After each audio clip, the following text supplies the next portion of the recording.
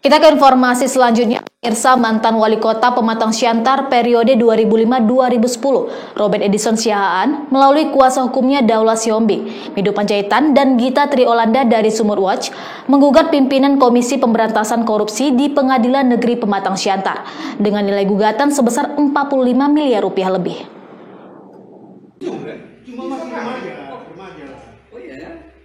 Gugatan diajukan karena KPK dianggap telah melakukan penyitaan atau perampasan secara melawan hukum atas tanah dan rumah permanen yang terletak di Jalan Sutomo nomor 10, Kelurahan Proklamasi, Kecamatan Siantar Barat, Kota Pematang Siantar, milik R.E. Siahaan. Ketua Sumut Watch Daulat Sihombing didampingi R.E. Siahaan pada konferensi pers di kantor Sumut Watch, Jalan Sangnawalu, Kota Pematang Siantar pada Selasa 25 Juli 2023. Daulat menerangkan selain pimpinan KPK Republik Indonesia sebagai tergugat satu, turut juga digugat Menteri Keuangan Republik Indonesia, Direktorat Jenderal Kekayaan Negara, CQ Kepala Kantor Wilayah Direktorat Jenderal Kekayaan Negara Provinsi Sumatera Utara, CQ Kepala Kantor Pelayanan Kekayaan Negara, dan Lelang Kota Pematang Siantar. Sebagai tergugat dua, Menteri Pertanahan Nasional Republik Indonesia, CQ Kepala Kantor Pertanahan Nasional Wilayah Provinsi Sumatera Utara, CQ Kepala Kantor Pertanahan Kota Pematang Siantar, dan sebagai tergugat tiga dan ahli waris almarhumah Erson Samosir, masing-masing Juliana Yukiko Andriani Pardede dan Monang Christian Samosir yang beralamat di Jalan Penyambungan Timbanggalung, Kecamatan Siantar Barat, Kota Pematang Siantar sebagai tergugat 4. Gugatan tersebut tercatat di Pengadilan Negeri Pematang Siantar dalam Register Perkara nomor 73 PDT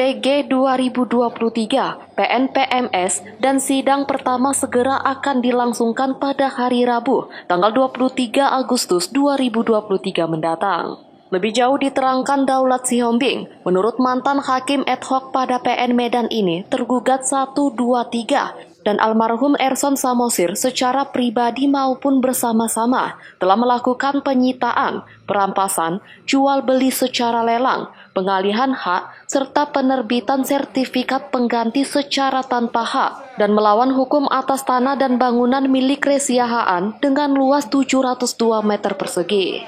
Pada kesempatan konferensi pers tersebut, mantan wali kota Pematang Siantar, R.E. Siahaan menerangkan, perkara ini berawal ketika tergugat satu melakukan penyitaan, perampasan atas tanah dan bangunan miliknya.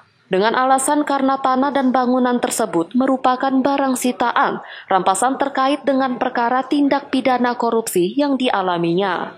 Setelah disita lalu tergugat satu meminta tergugat dua untuk menjual secara lelang yang kemudian jatuh kepada Erson Samosir selaku pembeli lelang dengan harga 6 miliar rupiah lebih dalam proses lelang.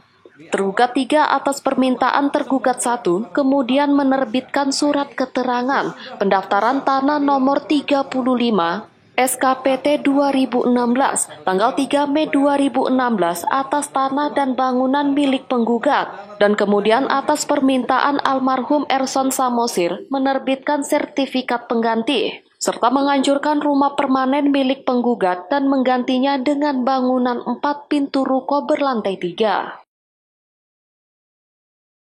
Pada istri, memang kebetulan SHM-nya nama saya, sertifikatnya dibuat nama saya. Jadi sebenarnya itu adalah merupakan bagian warisan dari orang tua. Tahun 2004 itu surat hukum tadi dari mertua. Sejak awal ini ya, saya diperiksa KPK kan di Jakarta. Diperiksa sama sekali tidak ada masalah rumah. Jadi penyidikan tidak ada sama sekali. Kemudian berlanjut kepada dakwaan. Saya kan didakwa di Pengadilan Medan. Di dakwaan juga sama sekali tidak ada masalah rumah, tidak ada keterkaitan. Kemudian di tuntutan juga sama sekali tidak ada. Nah, Dan berikutnya juga dalam putusan apa yang dikatakan Pak Daulat tadi, juga sama sekali tidak ada masalah rumah Sutomo. Menurut aktivis NGO, tindakan penyitaan, perampasan, jual beli secara lelang, pengalihan hak, dan penerbitan sertifikat pengganti yang dilakukan para tergugat merupakan perbuatan melawan hukum berdasarkan pasal 1365 KUH Perdata. Eko Hendriawan melaporkan dari Pematang Siantar untuk Evarino TV.